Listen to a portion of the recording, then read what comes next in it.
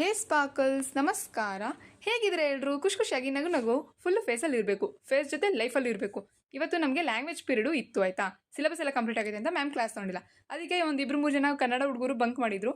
ಅದರಲ್ಲಿ ಇವರು ಪಾಪ ಭಾಷೆ ಹೇಳ್ಕೊಡಂದ್ರೆ ಏನಂತ ನೋಡಿ. ಜೀವನದಲ್ಲಿ ಯಾವಾಗಲೂ ಚಿಲ್ಲಿರೋ ಹುಡುಗ ಇವತ್ತು ರೆಕಾರ್ಡ್ ಬರೀತಿದ್ದ ಅಂತ ನನಗೆ ಶಾಕ್ ಆಯಿತು. ಅದಕ್ಕೆ ಇವನ್ನ ಫಸ್ಟ್ ಕ್ಯಾಪ್ಚರ್ ಮಾಡಿ ನಿಮ್ಗೆಲ್ರಿಗೂ ತೋರಿಸ್ಬೇಕು.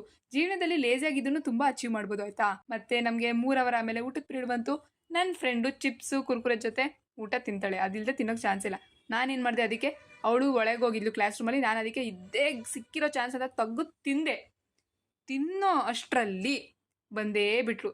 ಹಿಂಗೆ ಯಾಕೆ ಮಾಡ್ತೀಯೇ? ಮತ್ತೆ ಅದೇ ಬಾಳು ನಮ್ಮದು. ಹೋಗಿ ರೆಕಾರ್ಡ್ ಬರಿ, ಅಸೈನ್ಮೆಂಟ್ ಬರಿ, ಮುಗಿಸು. ಆಮೇಲೆ ಫೀಸ್ ಕಟ್ಟಕ್ಕೆ ಹೋದೆ ನಾನು ಕಾಲೇಜಲ್ಲಿ. ಏನೋ ಸ್ವಲ್ಪ ಎರರ್ ಬಂತು. ಏನಂದರೆ ಕಾರ್ಡ್ ಚಾರ್ಜಸ್ ಎಲ್ಲ ಎಕ್ಸ್ಟ್ರಾ ಜಾಸ್ತಿನೇ ತೊಗೊಂಡ್ರು. ಅದಕ್ಕೆ ನಾನು ವಾಪಸ್ ಬಂದೆ. ಮತ್ತೆ ಸಿಗ್ತೀನಿ ನಾಳೆ. ಬಾಯ್ ಬಾಯ್.